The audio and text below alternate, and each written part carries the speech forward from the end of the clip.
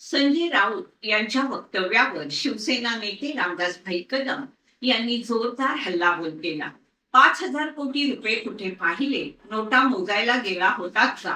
याचा काही फोटो किंवा व्हिडिओ आहे का, असा सवाल रामदास कदम यांनी उपस्थित केला. संजय राऊत यांना केवळ प्रसिद्धीची हाव असून त्यांच्या वक्तव्यांना आता महाराष्ट्रात कोणीही गांभीर्यानं घेत नाही, अशी टीका कदम यांनी केली.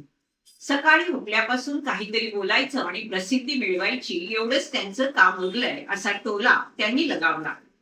दरम्यान अमित शहा उपपंतप्रधान झाले तर तुमचं काय नुकसान होणार आहे, असा सवाल देखील कदम यांनी विरोधकांना केला. दुसऱ्यांवर टीका करण्यापेक्षा आपल्या पक्षाची परिस्थिती सुधारण्याकडे लक्ष द्या, असा सल्ला देत रामदास कदम यांनी संजय राऊत यांच्यावर निशाणा साधला. संजय राऊतांच्या स्टेटमेंटवरती कोण विश्वास ठेवतो का? कोण नाही. त्यांना कोण गांभीर्याने घेत नाही. त्यांना फक्त प्रसिद्धी लागते.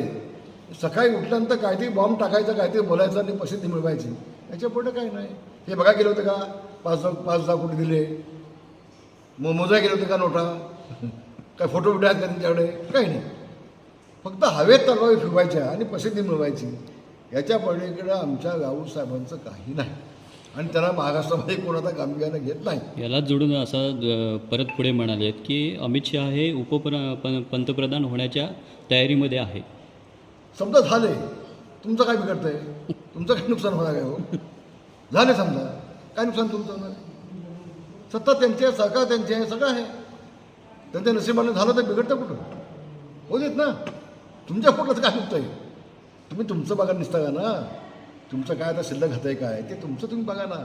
ते अमित शहा काय करतात, मोदी साहेब काय करतात, एकनाथ शिंदे काय करतात, त्यापेक्षा तुमच्याकडं काय आता शिल्लक आहे, फाटलंय तुमचं किती, ते कसं जोडता येईल ते बघा ना तुम्ही, असं म्हणेन. धन्यवाद. केंद्र सरकारचा गेल्या 5 वर्षात